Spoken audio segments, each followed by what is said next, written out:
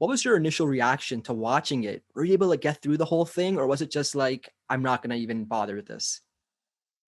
Well, when the trailer came out for it, when they were starting to advertise that it was coming, my husband and I were like, who's doing that show? And so we reached out to the producers because usually everybody in this industry knows what everybody else is working on, Yeah. and they're usually filming for a couple of years until it happens. And the producers of Tiger King had told us that, again, it was going to be called Stolen Wildlife.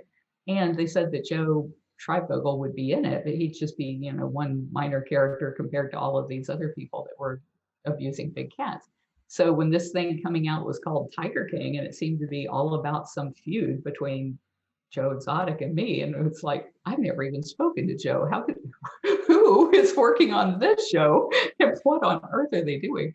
And all of a sudden the producers didn't want to talk to us anymore. And so we were like, all right, well, we need to see what this is all about. And we sat there and binge watched it just like everybody else did.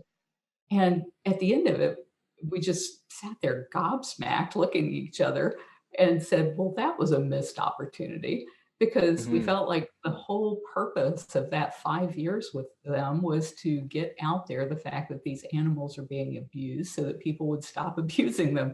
And that was not what Tiger King was about. It was like the tigers were this much of the storyline, which was Yeah. really such a missed opportunity. And we had no idea that the public would react to it the way they did until my phone started ringing, which was about 5 minutes later. And that was when all of the abuse started. And I mean, people were so angry and so fired up. And I sat through it 7 times because I was like, Wow.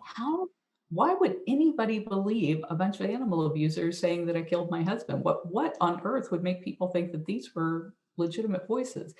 And after watching it 7 times, I was like, you know what? They really did a good job of convincing the public.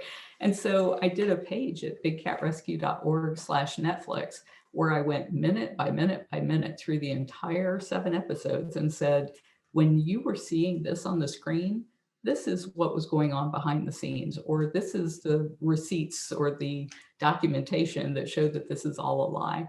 And I thought, once I did that, people would find it, they would read it, they would understand that this whole thing had just been a total sham, and people didn't.